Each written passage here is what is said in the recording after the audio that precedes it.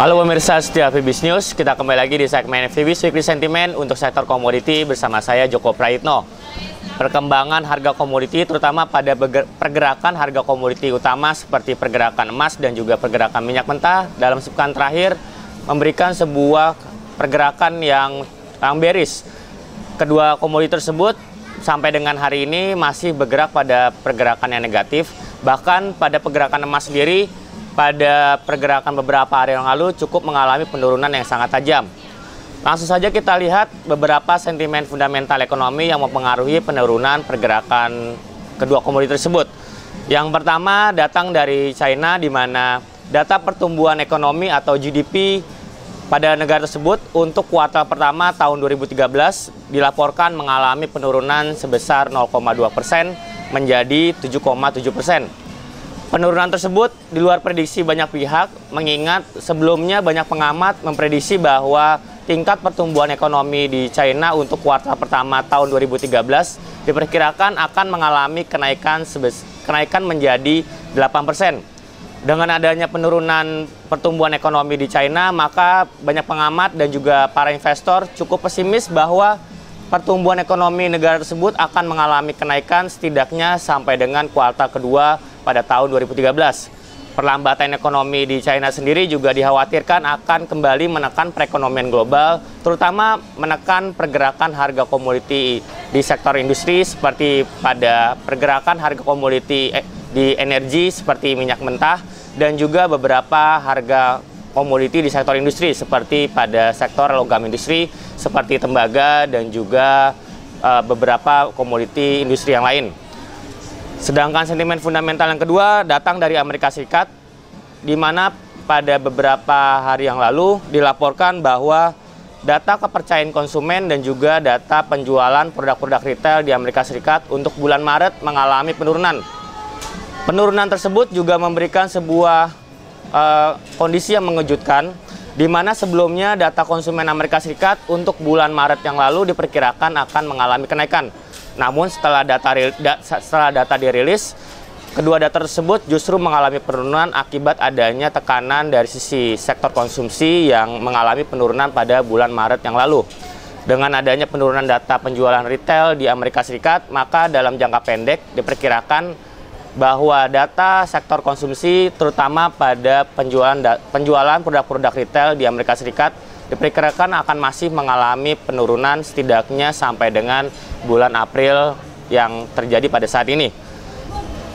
Kembali ke Eropa, sentimen negatif juga datang dari Jerman, di mana secara mengejutkan data sentimen ekonomi Jerman pada bulan Maret yang lalu dilaporkan mengalami penurunan sebesar 12,2 poin. Penurunan yang cukup tajam tersebut di luar dugaan, mengingat banyak pengamat sebelumnya memprediksi bahwa penurunan sentimen ekonomi Jerman hanya akan mencapai 5,2 poin saja. Oleh karena itu, dengan anjloknya data sentimen ekonomi Jerman, maka kita bisa mengambil kesimpulan bahwa perekonomian di Jerman pada bulan yang Maret lalu cukup mengalami tekanan yang signifikan. Data sentimen ekonomi Jerman tersebut memberikan kesimpulan bahwa penurunan pada sektor konsumsi dan juga sektor real di negara tersebut pada bulan Maret cukup mengkhawatirkan dan diperkirakan akan masih berpotensi mengalami penurunan kembali pada bulan April ini, mengingat kondisi perekonomian di Eropa masih mengalami perlambatan. Penurunan harga emas juga dipengaruhi oleh adanya laporan bahwa data kepemilikan emas batangan di ETF Holdings pada bulan Maret lalu mengalami penurunan. Turunnya kepemilikan emas tersebut cukup memberikan sebuah kekhawatiran tersendiri bagi investor di sektor emas, mengingat ETF Holdings merupakan sebuah lembaga yang memiliki cadangan emas terbesar di dunia. Penurunan kepemilikan emas tersebut juga memberikan sebuah pandangan tersendiri bahwa bank-bank sentral yang memiliki cadangan emas rupanya saat ini sedang menjual ataupun melepas kepemilikan emas batangannya. Banyak pengamat menilai kebijakan tersebut merupakan imbas dari adanya kebijakan pendorongan stimulus ekonomi yang membutuhkan dana besar dalam jangka pendek. Setelah melihat data-data ataupun sentimen fundamental yang tadi saya jelaskan, mari kita lihat pada sentimen teknikal yang kita bisa lihat pada chart berikut. Pergerakan harga minyak mentah pada hari ini bercokol pada posisi 88,72 dolar per barrel. Seperti kita bisa lihat dalam beberapa hari terakhir atau lebih tepatnya dalam 5 hari perdagangan terakhir, pergerakan harga minyak mentah sempat mengalami penurunan sampai dengan ke level 85,85 dolar per barrel. Setelah pada pekan lalu sempat berada pada kisaran antara level 93 sampai dengan 95 dolar per barrel.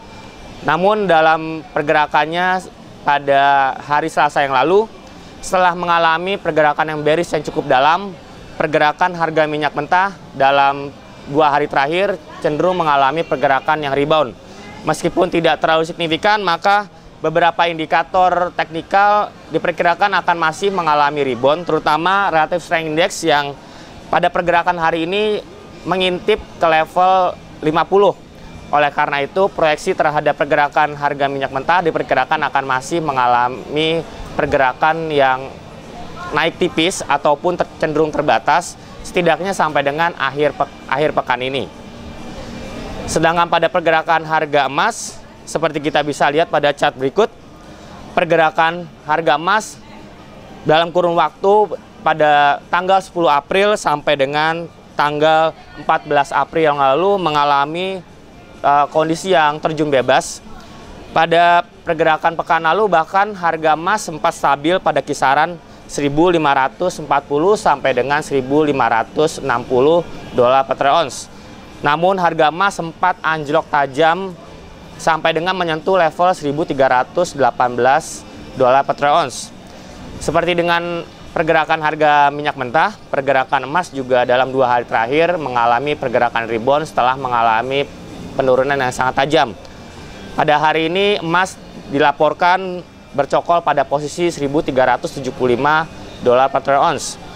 Namun berbeda dengan pergerakan ataupun beberapa indikator teknikal yang terjadi pada minyak mentah, kondisi teknikal pada harga emas justru masih mengalami pergerakan yang bearish.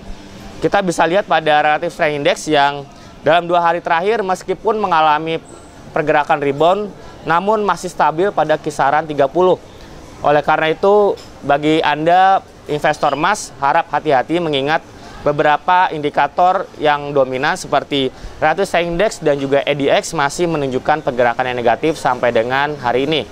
Oleh karena itu, proyeksi terhadap pergerakan harga emas sampai dengan akhir pekan ini diperkirakan akan masih mengalami penurunan yang terbatas.